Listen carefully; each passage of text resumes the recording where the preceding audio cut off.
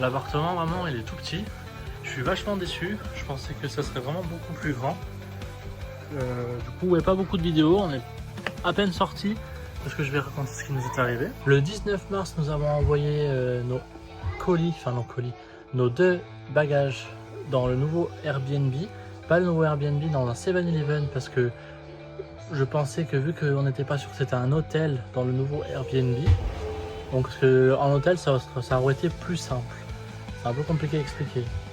On utilise le Takyobin. Donc normalement il devait être reçu le 21, sauf que le 21, le 7-Eleven où j'ai livré, il était fermé. Ce qui est rare, hein. Je trouve qu'un 7-Eleven il est jamais fermé.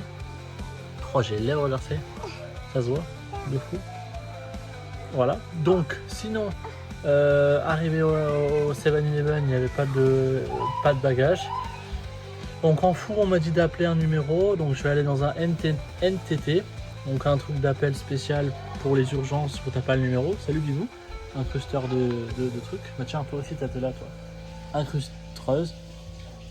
Avec le petit sourire, regarde, on a dit que t'es morte. Qu'est-ce que t'as Tu vas me dire. Moi je veux que tu me donnes n'importe. Bref, je raconte la suite de l'histoire. On me dit d'appeler un numéro, donc je vais dans un NTT, et sauf qu'on me dit, bah au final, appeler un numéro, enfin bref, anglais, parce qu'il parlait pas autre que japonais. C'était très compliqué.